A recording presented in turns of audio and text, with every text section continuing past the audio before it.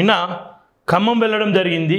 ఏదైతే నిరుద్యోగి ఆత్మహత్య యత్నం చేసిండో ప్రస్తుతం అయితే సేఫ్గానే ఉండు. దాదాపు 101 స్లీపింగ్ ట్యాబ్లెట్స్, దాంతోపాటు కొంత ఎలకల మందు కూడా తాగిండు అని చెప్పేసి నిర్ధారణకు వచ్చింది. సరే, ఏదేమైనప్పటికీ ఈ రాష్ట్రానికి కావాల్సింది పోరాట యోధులు కానీ అమరులు కాదని చెప్పేసి ఎప్పటి నుండో మాట్లాడుకుంటా ఉన్నాం. ఆయన కూడా భరోసానివ్వడం తప్ప ఇప్పుడు మనం ఆయనకు చేసేది ఏం లేదు. అయితే ఆయన ఆత్మహత్య యత్నానికి ముఖ్య కారణం ఏంది అని చెప్పేసి అంటే కేవలం ఉద్యోగం రాలేదనే కాదు, ప్రభుత్వం ఉద్యోగ నోటిఫికేషన్ వేయలేదు అన్న కారణం మాత్రమే కాదు, అనేక కారణాలు ఉన్నాయి అందులో.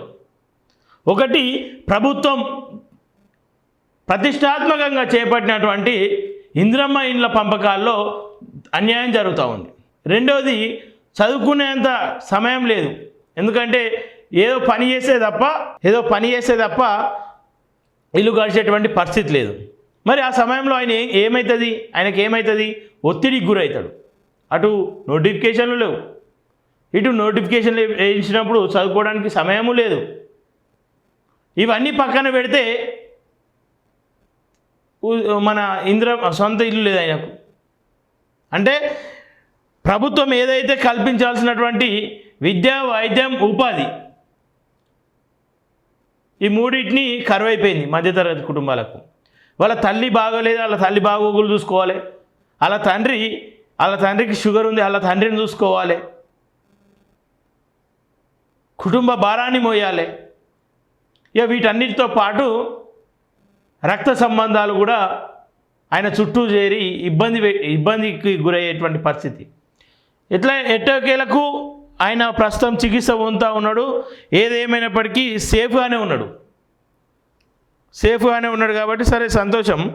ఒకవేళ నిజంగా నిరుద్యోగులు ఉద్యోగం రాకపోతే ప్రాణాలను సైతం తీసుకునేటువంటి ధైర్యం మీలో ఉన్నప్పుడు ఎందుకని చెప్పేసి పోరాటం చేసేటువంటి ధైర్యం చేయలేకపోతా ఉన్నారు. సరే, మీ మాట వినరా నాయకులు పక్కన పెట్టండి. ఈరోజు కాకపోతే రేపు విజయం ధరిస్తుంది, రేపు కాకపోతే ఎల్లుండి. లేదంటే 1969లో మొదలైనటువంటి తెలంగాణ తొలిదశ ఉద్యమం మలిదశ ఉద్యమంలో ముగించింది. అంటే పోరాటం చేస్తూ ఉంటే విజయం ఆలస్యం కావచ్చు, కానీ ఖచ్చితంగా తథ్యం అని చెప్పేసి అయితే ఈ తెలంగాణ మూమెంట్ మనకు నిరూపించింది, మన కళ్ళం కూడా కనిపించేది.